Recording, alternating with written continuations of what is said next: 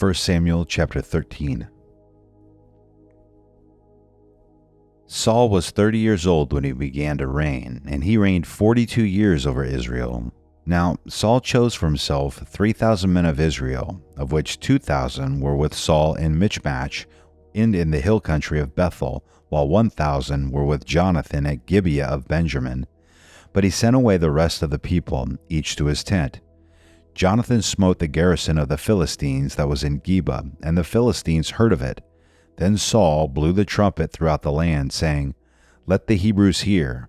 All Israel heard the news that Saul had smitten the garrison of the Philistines, and also that Israel had become odious to the Philistines. The people were then summoned to Saul at Gilgal. Now the Philistines assembled to fight with Israel, 30,000 chariots and 6,000 horsemen, and people like the sand which is on the seashore in abundance. And they came up and camped in Michmash, east of Bethaven. When the men of Israel saw that they were in the strait, for the people were hard pressed, then the people hid themselves in caves and thickets, in cliffs, in cellars, and in pits. Also some of the Hebrews crossed the Jordan into the land of Gad and Gilead. But as for Saul, he was still in Gilgal, and all the people followed him trembling. Now he waited 7 days, according to the appointed time set by Samuel. But Samuel did not come to Gilgal, and the people were scattering from him. So Saul said, "Bring to me the burnt offering and the peace offering." And he offered the burnt offering.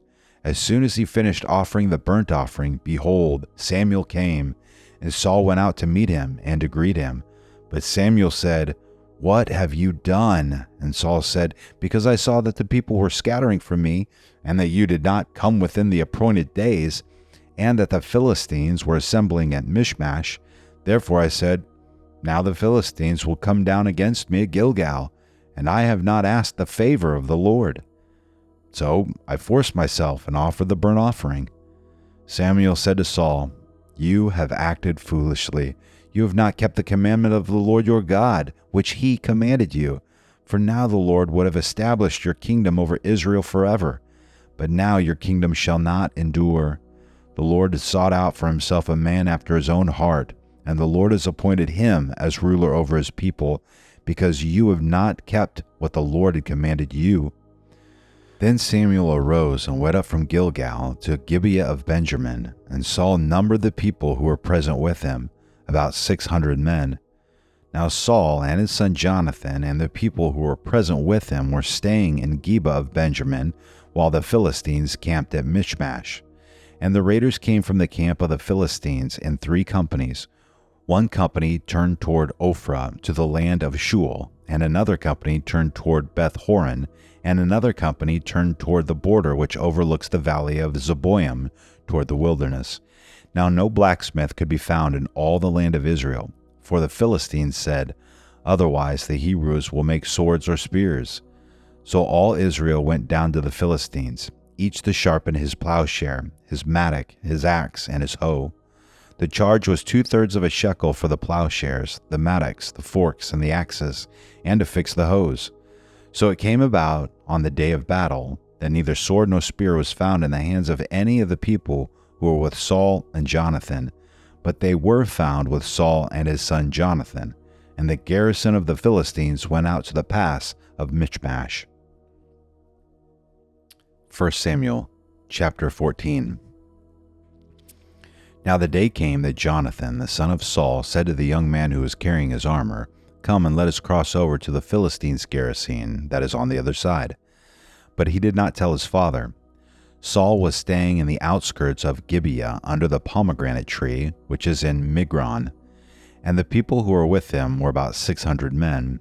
And Ahijah, the son of Ahitub, Ichabod's brother, the son of Phinehas, the son of Eli, the priest of the Lord at Shiloh, was wearing an ephod, and the people did not know that Jonathan had gone. Between the passes by which Jonathan sought to cross over to the Philistines' garrison, there was a sharp crag on the one side, and a sharp crag on the other side, and the name of the one was Bozez, and the name of the other Seneth. The one crag rose on the north opposite Michmash, and the other on the south opposite Geba.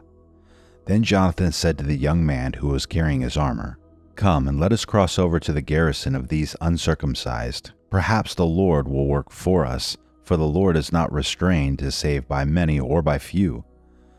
His armor-bearer said to him, Do all that is in your heart. Turn yourself, and here I am with you according to your desire. Then Jonathan said, Behold, we will cross over to the men and reveal ourselves to them. If they say to us, Wait until we come to you, then we will stand in our place and not go up to them. But if they say, Come up to us, then we will go up, for the Lord has given them into our hands. And this shall be the sign to us. When both of them revealed themselves to the garrison of the Philistines said, Behold, Hebrews are coming out of the holes where they have hidden themselves.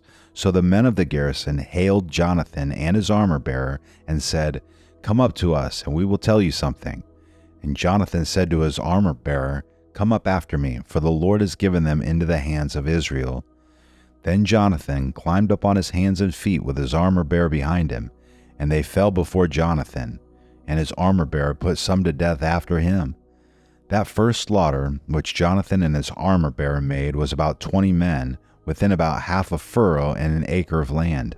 And there was a trembling in the camp, in the field, and among all the people. Even the garrison and the raiders trembled. And the earth quaked, so that it became a great trembling. Now Saul's watchmen in Gibeah of Benjamin looked, and behold, the multitude melted away, and they went here and there. Saul said to the people who were with him, Number now, and see who has gone from us. And when they had numbered, behold, Jonathan and his armor-bearer were not there.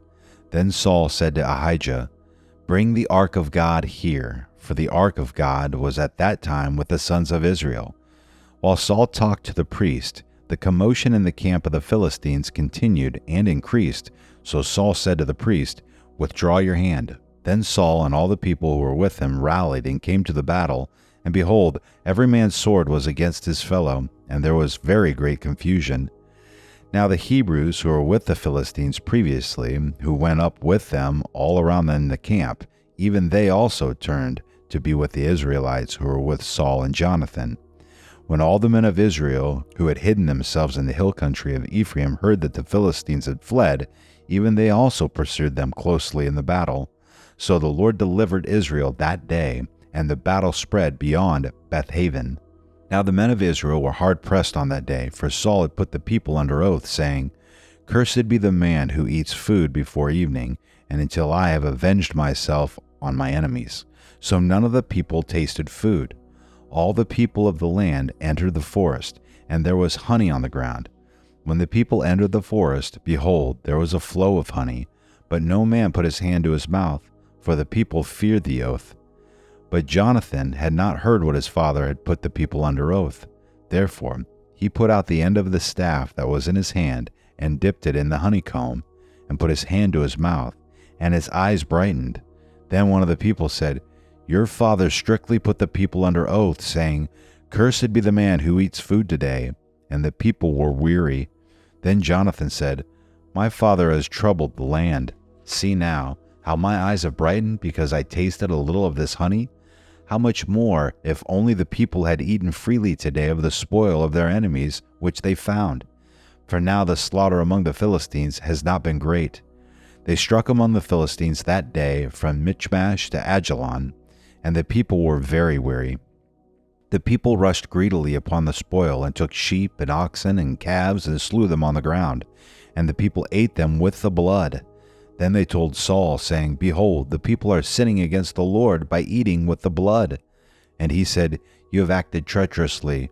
Roll a great stone to me today. Saul said, Disperse yourselves among the people, and say to them, Each one of you bring me his ox or his sheep, and slaughter it here and eat. And do not sin against the Lord by eating with the blood. So all the people that night brought each one his ox with him, and slaughtered it there.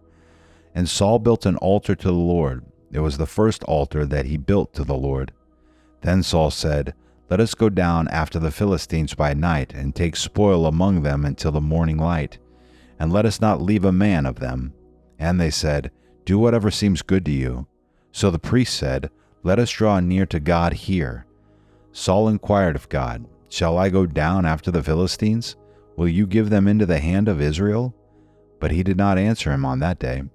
Saul said, Draw near here, all you chiefs of the people, and investigate and see how this sin has happened today. For as the Lord lives, who delivers Israel, though it is in Jonathan my son, he shall surely die. But not one of all the people answered him. Then he said to all Israel, You shall be on one side, and I and Jonathan my son will be on the other side. And the people said to Saul, Do what seems good to you. Therefore Saul said to the Lord, the God of Israel, Give a perfect lot. And Jonathan and Saul were taken, but the people escaped. Saul said, Cast lots between me and Jonathan my son. And Jonathan was taken. Then Saul said to Jonathan, Tell me what you have done. So Jonathan told him and said, I indeed tasted a little honey with the end of the staff that was in my hand. Here I am, I must die. Saul said, May God do this to me and more also, for you shall surely die, Jonathan. But the people said to Saul, Must Jonathan die, who has brought about this great deliverance in Israel? Far from it. As the Lord lives, not one hair of his head shall fall to the ground, for he has worked with God this day. So the people rescued Jonathan, and he did not die. Then Saul went up from pursuing the Philistines, and the Philistines went to their own place.